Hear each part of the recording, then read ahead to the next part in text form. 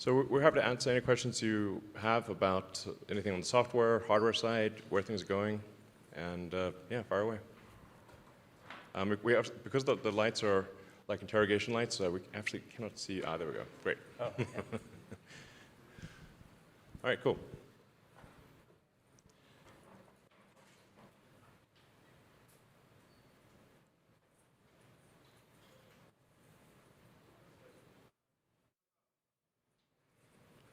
I can just, okay, there we go. First off, I mean, thanks to all the presenters. That was just super cool to see everything.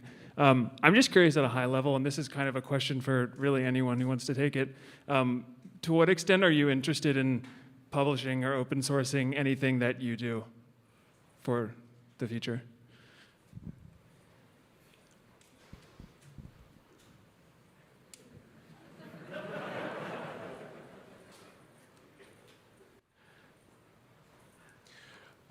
Well, I mean, it is fundamentally extremely expensive to create the system, so somehow that has to be paid for. I'm not sure how to pay for it if it's fully open sourced. Yeah, unless people want to work for free.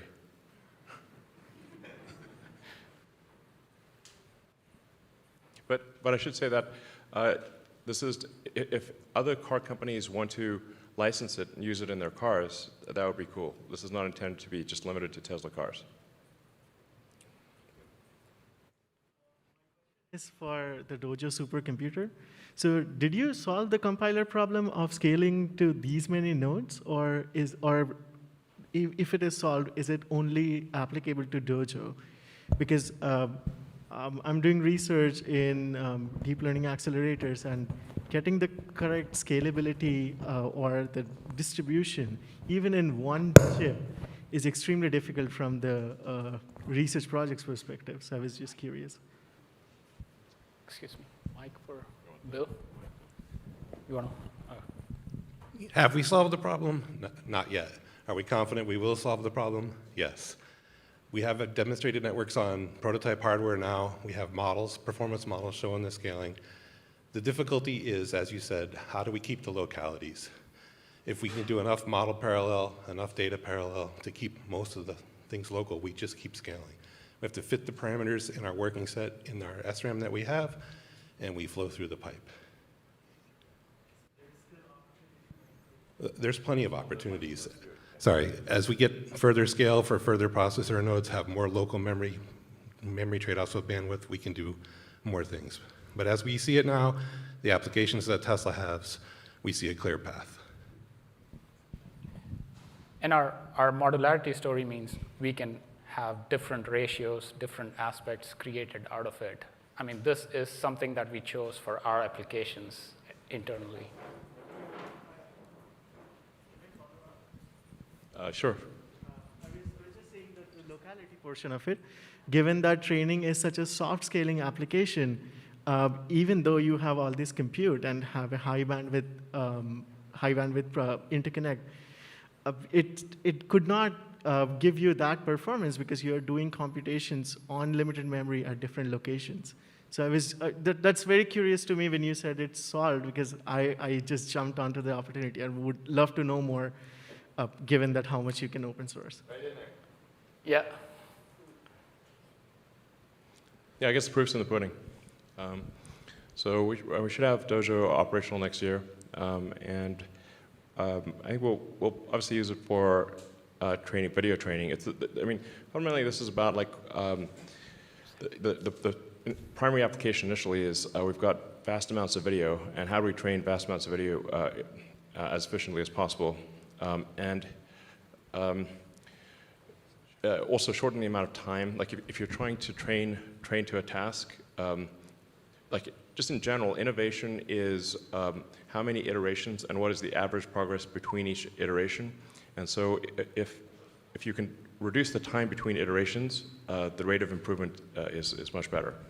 So you know, if it takes like sometimes a couple days for a model to train versus a couple hours, that's a big deal. But the acid test here, and you know, what I've told the Dojo team is, like, it's successful if the software team wants to turn off the GPU cluster. But if they want to keep the GPU cluster on, it's not successful. So,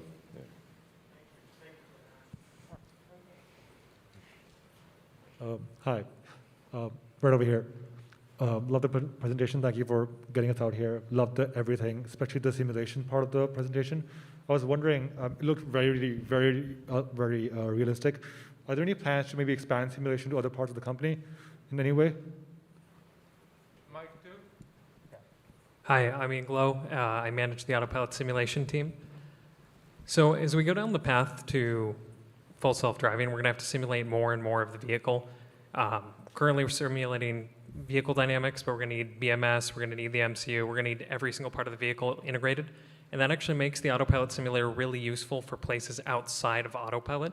So I want to expand, or we want to expand eventually to being a universal simulation platform.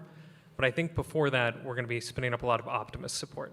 And then a little bit further down the line, we have some rough ideas on potentially how to get the simulation infrastructure and some of the cool things we've built into the hands of people outside of the company. Optimus is the code name for the Tesla bot. Oops. Optimus subprime.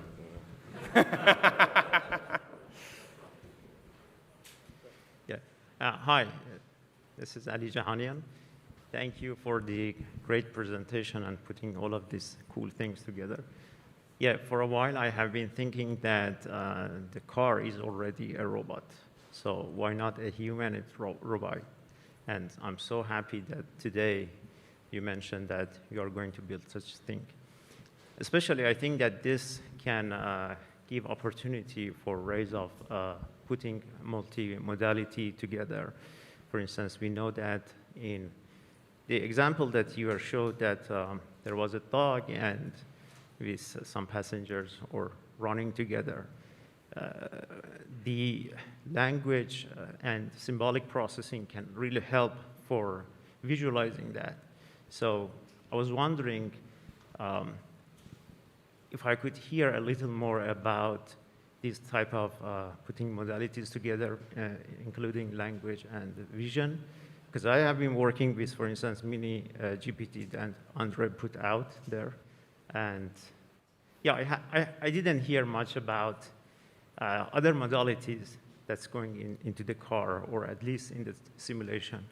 Is there any comment that you could tell us? Well, driving is fundamentally basically almost entirely vision neural nets. Basically, it's running on a biological vision neural net, and what we're doing here is a silicon camera neural net. There is some amount of audio. You want to hear if there's like emergency vehicles, or I guess converse with the people in the car. If somebody's yelling something at the car, the car needs to understand what that is. All the things that are necessary for it to be fully autonomous. Yeah. Thank you.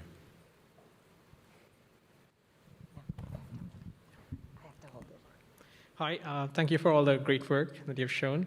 My question is for the team, because the data that was shown seems to be predominantly from the United States that the FSD computer is being trained on. But as it gets rolled out to different countries, which have their own road systems and challenges that come with it, how do you think that it's going to scale? Like I'm assuming like the ground up is not a very viable solution. So how does that transfer to different countries? We actually do train on using data from probably like 50 different countries, but we have to pick. As we're trying to advance full self-driving, we need to pick one country, and since we're located here, we pick the U.S. And then we get a lot of questions like, why not even Canada? I'm like, well, because the roads are a little different in Canada, different enough. And so when trying to solve a hard problem, you want to say like, okay, let's not add additional complexity right now. Let's just solve it for the US, and then we'll extrapolate to the rest of the world. But we do use video from all around the world. Yeah. I think a lot of what we are building is very country agnostic. Fundamentally, all the computer vision components and so on don't care too much about country-specific sort of features. Different countries have roads, and they have curbs, and they have cars, and everything we're building is fairly general for that. Yeah, and then there's the prime directive is don't crash. Right, and that's true for every country. Yes, this is the prime directive. I mean, even right now, the car is pretty good at not crashing. And so just basically, whatever it is, don't hit it. Even if it's a UFO that crash landed on the highway, and still don't hit it. You should not need to recognize it in order to not hit it. So that's very important.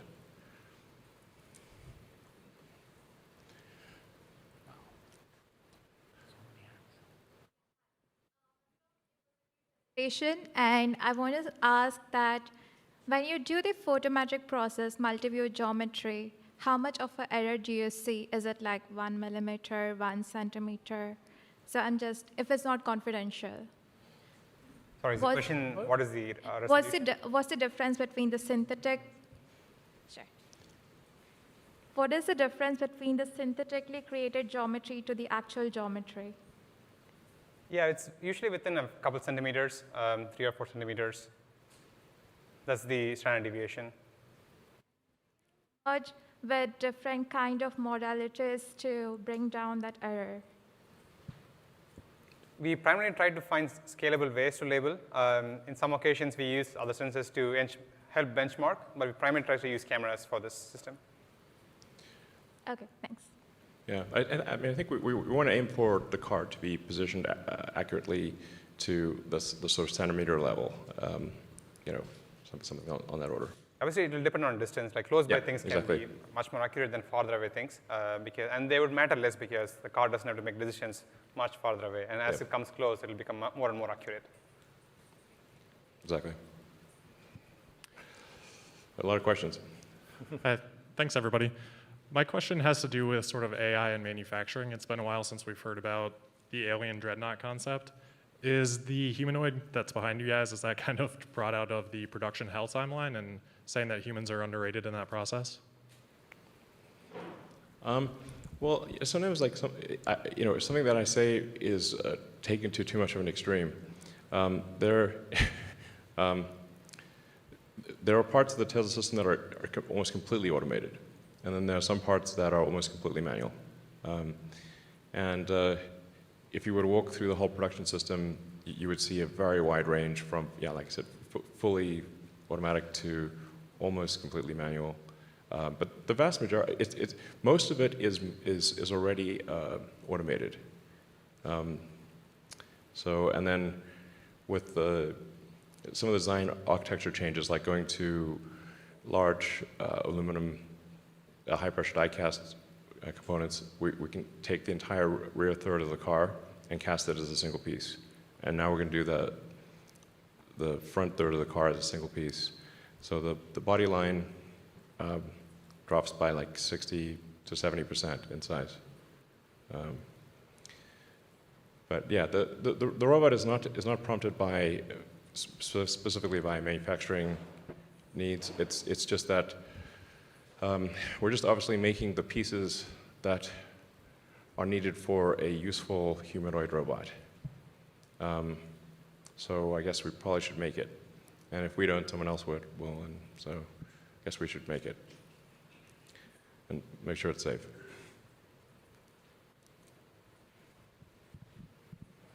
I should say, also manufacturing, volume manufacturing is extremely difficult and underrated, and we've gotten pretty good at that. It's also important for that humanoid robot. Like, how do you make the humanoid robot not be super expensive? And Hi. Thank you for the presentation. And my question will be about scaling of Dojo. And in particular, how do you scale the compute nodes in terms of thermals and power delivery? Because there is only so much heat that you can dispense and only so much power that you can bring to like cluster rack. And how do you plan to scale it? And how do you plan to scale it in multiple data centers? Sure. You want to take it? Oh, there. Yeah, hi. I'm Bill. I'm one of the Dojo engineers. So from a thermal standpoint and power standpoint, we've designed it very modular. So what you saw in the compute tile, that will cool the entire tile. So once we hook it up to, it is liquid cooled on both the top and the bottom side. It doesn't need anything else. And so when we talk about clicking these together, once we click it to power and once we click it to cooling, it will be fully powered and fully cooled. And all of that is less than a cubic foot. Yeah, so Tesla has a lot of expertise in power electronics and in cooling. So we took the power electronics expertise from the vehicle powertrain and the sort of the advanced cooling that we developed for the power electronics and for the vehicle and applied that to the supercomputer. Because as you point out, getting heat out is extremely important. It's just really heat limited. So, yeah, so it's funny that at the compute level, it's operating at less than a volt, which is a very low voltage. There's a lot of amps, so therefore a lot of heat. I squared R is really bites you on the ass. Hi, my question's also similarly a question of scaling. So it seems like a natural consequence of using, significantly faster training hardware is that you'd be either training models over a lot more data, or you'd be training a lot more complex models, which would be potentially significantly more expensive to run at inference time on the cars. I guess I was wondering, if there was a plan to, also apply Dojo as something that you'd be using, on the self-driving cars, and if so, do you foresee additional challenges there? So as you could see, Andre's models are not just for cars. There are auto labeling models. There are other models that are beyond car application, but they feed into the car stack. So Dojo will be used for all of those too, not just the car inference part of the training. Yeah, I mean, the Dojo's first application will be consuming video data for training that would then be run in the inference engine on the car. But, and that I think is an important test to see if it actually is good but is it actually better than GPU cluster or not? But then beyond that, it's basically a generalized neural net training computer. But it's very much optimized to be a neural net. So, CPUs and GPUs, they're not made to be, they're not designed specifically for training neural nets. We've been able to make GPUs especially very efficient for training neural nets, but that was never their design intent. So it's basically GPUs are still essentially running at neural net training in emulation mode. So with Dojo, we're saying okay, let's just ASIC the whole thing. Let's just have this thing it's built for one purpose, and that is neural net training. And just generally, any system that is designed for a specific purpose will be better than one that is designed for a general purpose. Hey, I had a question here. Hi. So you described two separate systems. One was for vision, other was for planner and control.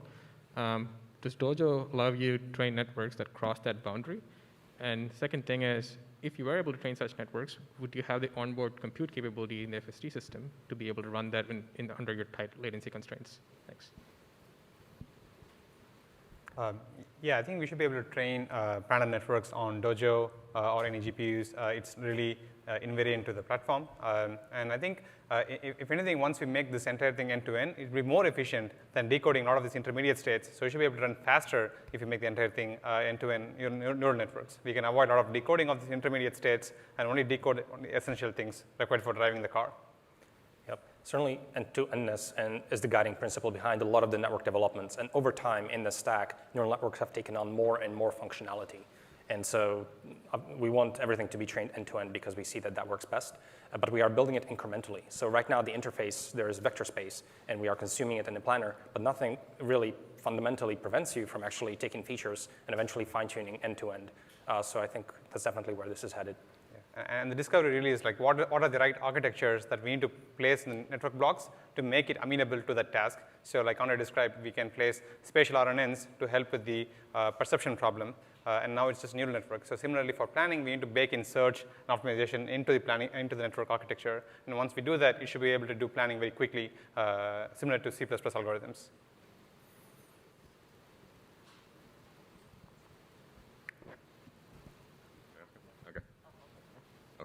Okay. I think I had a question very similar to what he was asking about. It seems like a lot of the neural nets are around computer vision. And kind of traditional planning, you had model predictive control and solving convex optimization problems very quickly. And I'd wonder if there's a compute architecture that's more suited for convex optimization or the model predictive control solutions very quickly.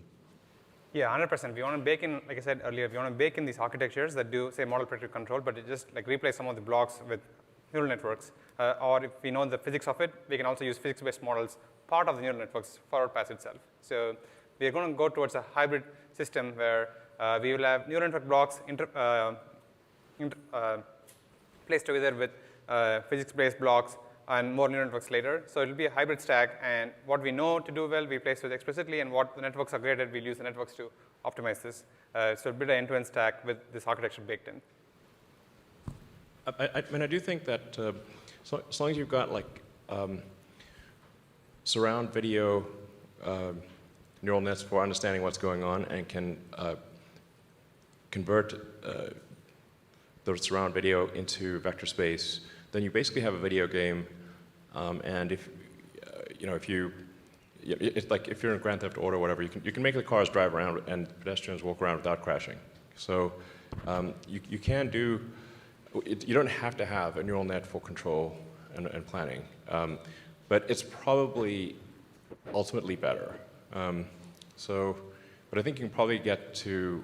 In fact, I'm sure you can get to much safer than human with control and planning, primarily in C++ with perception, vision in neural nets. Hi. My question is, we've seen other companies, for example, use reinforcement learning and machine learning to optimize power consumption in data centers and all kinds of other internal processes. My question is Tesla using machine learning within its manufacturing design or other engineering processes?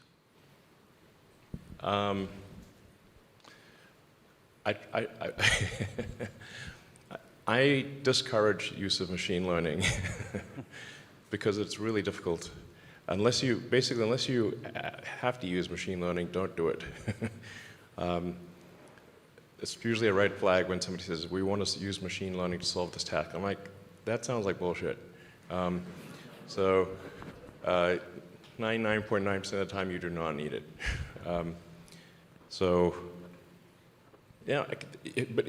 it's kind of like you reach for machine learning when you need to, but I've not found it to be a convenient, easy thing to do. It's a super hard thing to do. That may change if you've got a humanoid robot that can, understand normal instructions. Generally minimize use of machine learning in the factory. Hi. Based on your videos from the simulator, it looked like a combination of graphical and neural approaches. I'm curious what the set of underlying techniques that are used for your simulator and specifically for neural rendering, if you can share. Yeah, so we're doing, at the bottom of the stack, it's just traditional game techniques, just rasterization, real time, very similar to what you'd see in like GTA. On top of that, we're doing real-time ray tracing, and then those results were really hot off the press. We had that little asterisk at the bottom that was from last night. We're going into the neural rendering space. We're trying out a bunch of different things. We want to get to the point where the neural rendering is the the cherry on the top that pushes it to the point where the models will never be able to overfit on our simulator. Currently, we're doing things similar to photorealism enhancement. There's a recent paper enhancing photorealism enhancement, but we can do a lot more than what they could do in that paper because we have way more labeled data, way more compute, and also we have a lot more control over our environments. And we also have a lot of people who can help us make this run at real time. But we're going to try whatever we can do to get to the point where we can train everything just with the simulator if we had to, but we will never have to because we have so much real-world data that no one else has. It's just to fill in the little gaps in the real world. Yeah, I mean, the simulator is very helpful when there's like these rare cases, like collision avoidance right before an accident. And then, ironically, the better our cars become at avoiding accidents, the fewer accidents there are, so then our training set is small, so then we have to make them crash in the simulation. So it's like, okay, minimize potential injury to pedestrians and people in the car. You have 5 meters, you're traveling at 20 meters per second. What actions would minimize probability of injury? We can run that in sim. So, cars driving down the wrong side of the highway, that kind of thing. Happens occasionally, but not that often. For your humanoid context, I'm wondering if you've decided on what use cases you're going to start with and what the grand challenges are in that context to make this viable. Well, I think for the Tesla bot, Optimus, it's basically going to start with just dealing with work that is boring, repetitive, and dangerous. Basically, what is the work that people would least like to do? Yeah.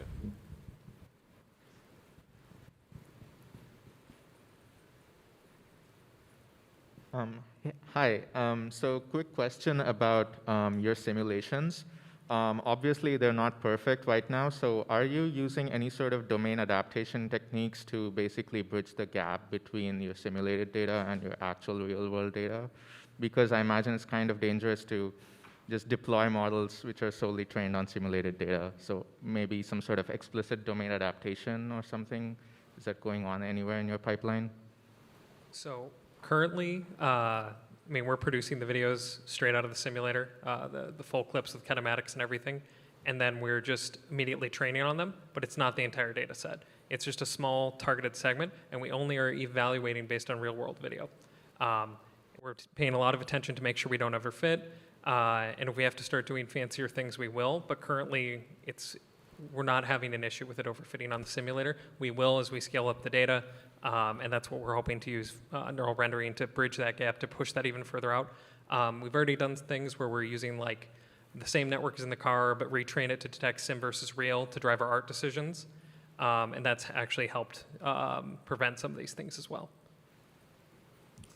Yeah, just to emphasize that overwhelmingly, the data set is the real video from the cars on the actual roads. Nothing's weirder or has more corner cases than reality. It gets really strange out there. But then if we find, say, a few examples of something very odd, and there's some very odd pictures we've seen, then in order to train it effectively, we want to create simulations, say 1,000 simulations that are variants of that quirky thing that we saw, to fill in some important gaps and make the system better. And really, all of this is about, over time, just reducing the probability of a crash or an injury. And it's called the march of nines. Like, how do you get to 99.9999999% safe, And each 9 is an order of magnitude difficulty increase. Hey all, thanks so much for the presentation. I was curious about the Tesla bot. Specifically, I'm wondering if there are any specific applications that you think the humanoid form factor lends itself to. And then secondary, because of its human form factor, is emotion or companionship at all thought about on the product roadmap at all?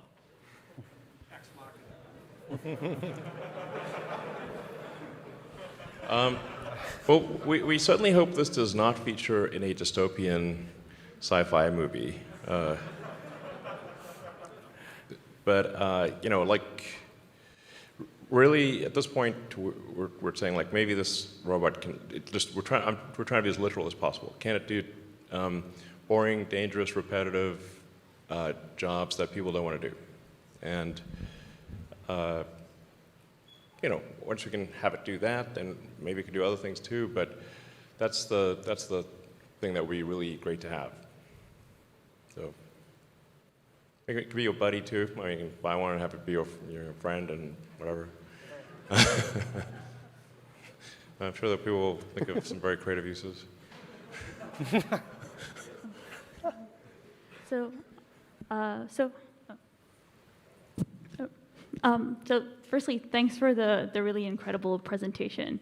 My question's on the AI side. So one thing we've been seeing is that with some of these language modeling AIs, we've seen that scaling has just had incredible impacts in their capabilities and what they're able to do.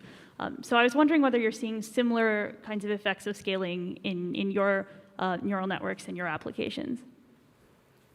Absolutely. A bigger network, typically we see it performs better, provided you have the data to also train it with. And this is also what we see for ourselves. Definitely in the car, we have some latency consideration to be mindful of.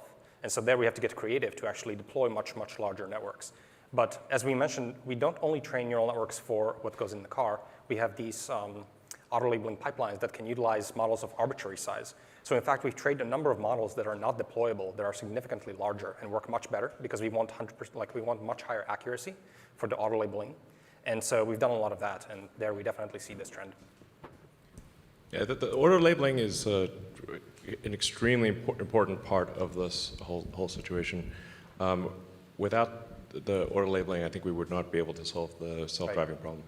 It's kind of a funny form of distillation where you're using these very massive models plus the structure of the problem to do this reconstruction, and then you distill that into neural networks that you deploy to the car. But we basically have a lot of neural networks and a lot of tasks that are never intended to go into the car. Yeah, and also as time goes on, you get new frames of information. So you really want to make sure your computer is distributed across all the information as opposed to just taking a single frame and hogging on it for, say, 200 milliseconds. You actually have newer frames coming in, so you want to use all of the information and not just use that one frame. I think one of the things we're seeing is that the car's predictive ability is eerily good. It's really getting better than human in terms of predicting, like you say, like predict what this road will look like when it's out of sight, like it's around the bend, and it predicts the road with very high accuracy. You know, predict pedestrians or cyclists wherever behind, you know, where it just sees a little corner of the bicycle and a little bit through the windows of the bus. And its ability to predict things is going to be much better than humans, like really way beyond. Right. Yeah, we see this often where we have something that is not visible, but the neural network is making up stuff that actually is very sensible. Sometimes it's eerily good, and you have to you're wondering this is in the training set. And actually in the limit, you can imagine the neural net has enough parameters to potentially remember Earth. So in the limit, it could actually give you the correct answer, and it's kind of like an HD map baked into the weights of the neural net. Yeah.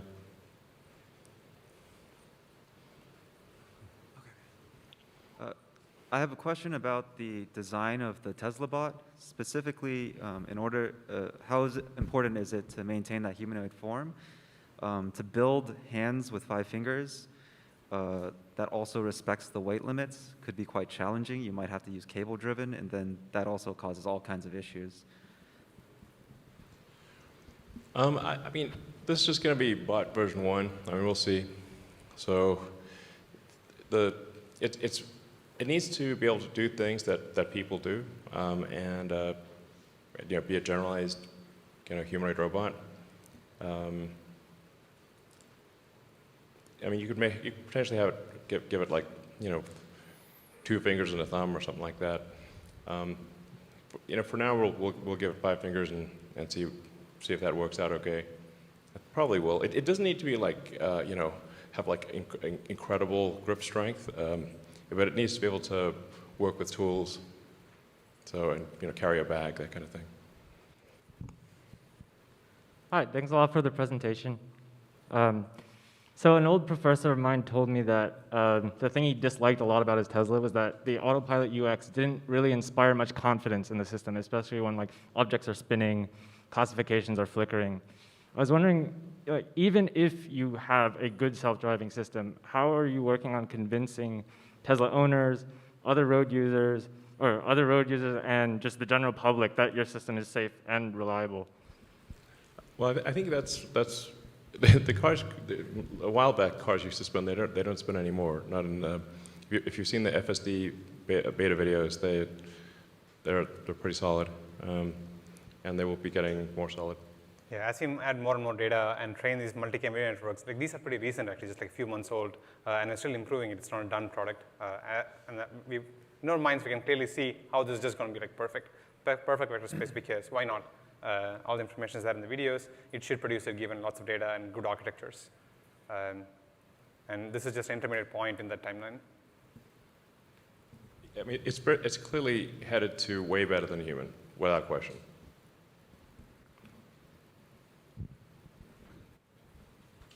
My turn? Oh, hi, here.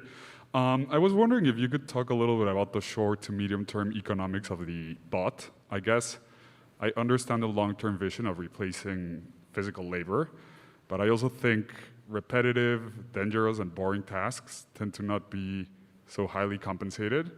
And so I just don't see how to reproduce the, start with a supercar and then break into like the lower end of the market. How do you do that for a robot humanoid? Well, I guess you'll just have to see.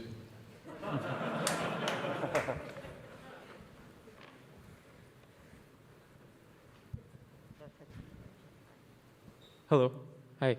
I was curious to know how the car AI prioritizes occupant safety versus pedestrian safety, and what thought process goes into like deciding how to bake this into the AI. Well, I mean, the thing to appreciate is that from the computer standpoint, everything is moving slowly. So to a human, things are moving fast. To the computer, they are not moving fast. So I think this is, in reality, somewhat of a false dichotomy. Not that it will never happen, but it will be very rare.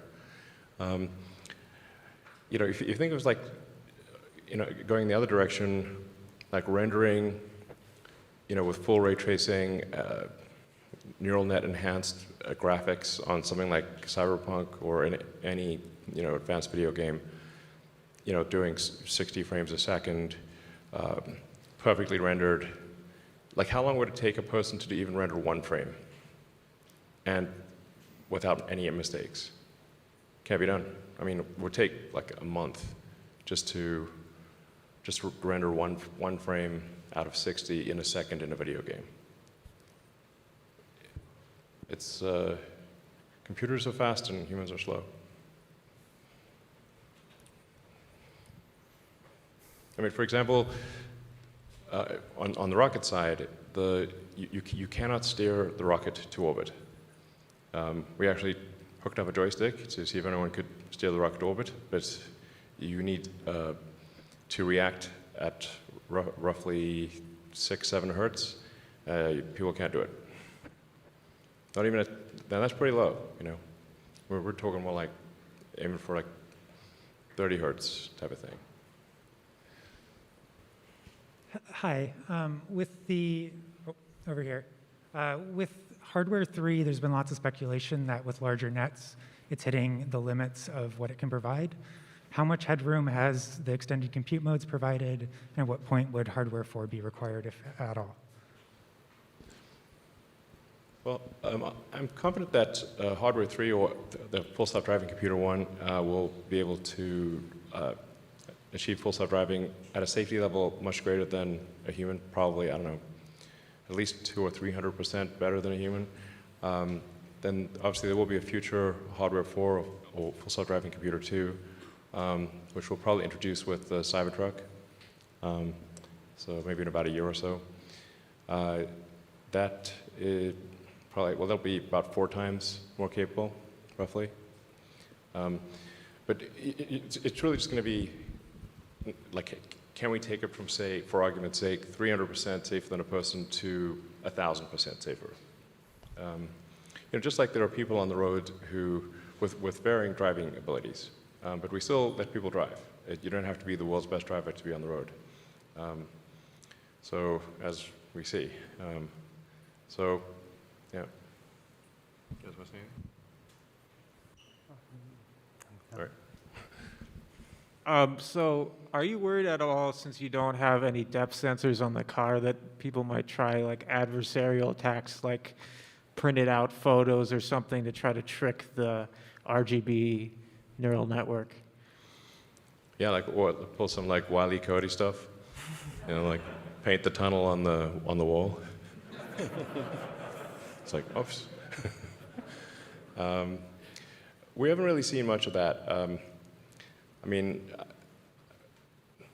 for sure, like right now, if you, most likely, if you had like a T-shirt with a T-shirt with like a stop sign on it, which I actually have a T-shirt with a stop sign on it, and then you like flash the car, it will stop.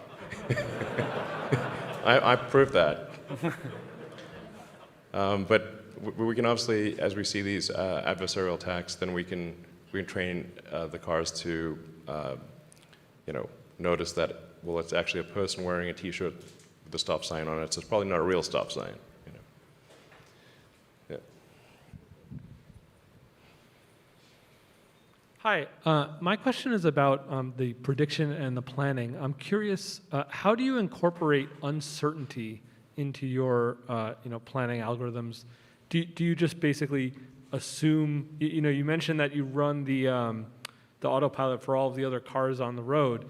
Do you assume that they're all going to follow those rules, or are you accounting for the possibility that, well, they might be bad drivers, for example? Yeah, we do account for multimodal futures. It's not that we just choose one. We account for, okay, this person can actually do many things, and we use their actual physics and kinematics to make sure that they're not doing a thing that would interfere with us before we act. So if there's any uncertainty, we are conservative and then would yield to them. Of course, there's a limit to this, because if you're too conservative, then it's probably not practical. So at some point, we have to assert, and even then we make sure that the other person can yield to us and act sensibly. I should say, before we introduce something into the fleet, we will run it in shadow mode, and we'll see what would this neural net, for example, have done in this particular situation. And then effectively, the drivers are training the net.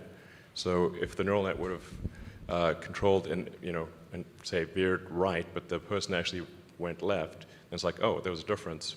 Why was there that difference? Yeah, and secondly, we also all the human drivers are essentially training the neural net as to what is the correct course of action, assuming it doesn't then end up in a crash. It doesn't count in that case. Yeah, and secondly, we have various estimates of uncertainty like flicker, and when we observe this, we actually say if you're not able to see something, we actually slow down the car to be, again, safe and get more information before acting. Yeah, we don't want to be brazen and just go into something that we don't know about. We only go into places where we know about. Yeah, yeah. It should be like, aspirationally, the car should be the less it knows, the slower it goes. Yeah. This is not true at some point, but now it's improving. Should be speed proportionate to confidence.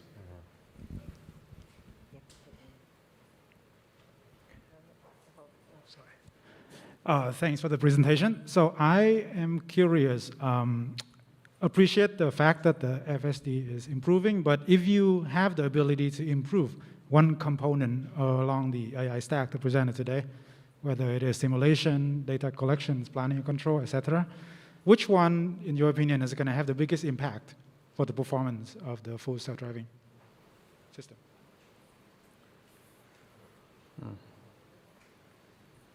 It's really the area under the curve of these like multiple points, and if you improve anything, it should improve the area. I mean, the short term, it's arguably, we need all of the nets to be surround video. And so we still have some legacy. This is very short term. Obviously, we're fixing it fast. But there's still some nets that are not using surround video. And I think ideally that all use surround video. Yeah. Maybe.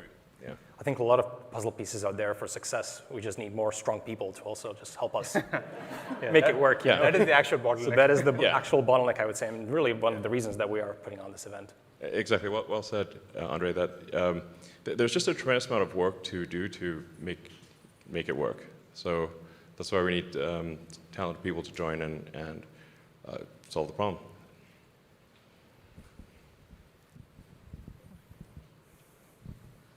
Thank you for the great presentation. Lots of my questions answered. But one thing is, when imagine that now you have a large amount of data, even unnecessary. How do you consider that? Like there is a forgetting problem in neural networks. Like how are you considering those aspects? And also another one, are you considering an online learning or continuous learning, so that maybe each driver can have their version of self-driving software? I think I know the literature that you're referring to. That's not some of the problems that we've seen, and we haven't done too much continuous learning. We trained the system once, we fine-tuned a few times. That sort of goes into the car. We need something stable that we can evaluate extensively, and then we think that that's good, and that goes into cars. So we don't do too much learning on spot or continuous learning, and don't face the forgetting problem. But there will be settings that you can say, like, if you are you typically a conservative driver, or do you want to drive fast or slow? You know, it's like I'm late for the airport. Could you go faster than, basically the kind of instructions you'd give to your Uber driver. It's like I'm late for the flight, please hurry, or take it easy, or whatever your style is.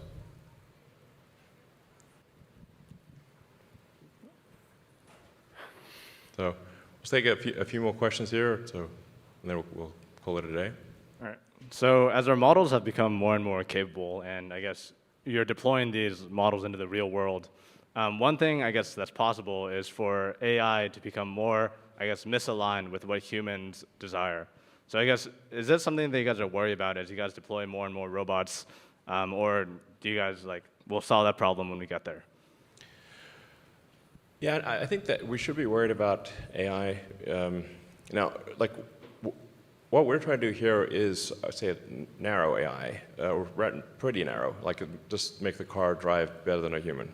And then have the humanoid robot be able to do basic stuff. So at the point at which you sort of start to get to superhuman intelligence, I don't know, all bets are off. But and that'll probably happen. But what we're trying to do here at Tesla is make useful AI that people love and is unequivocally good. That's our, we'll try to aim for that. Okay, maybe one more question. Hi, my question is about the camera sensor. In the beginning of the talk, you had mentioned about building a synthetic animal. And if you think about it, a camera is a very poor approximation of a human eye. And a human eye does a lot more than take a sequence of frames. Have you looked into, there are these days are cameras like event cameras. Have you looked into them? Or are you looking into a more flexible camera design or building your own camera, for example? Well, with Hardware 4, we will have a next generation camera. But I have to say that the current cameras, we have not reached the limit of the current cameras. And I'm confident we can achieve full self-driving with much higher safety than humans with the current cameras and current compute hardware. But it would be good to be 1,000% better rather than 300% better. So we'll see continued evolution on all levels in pursuit of that goal.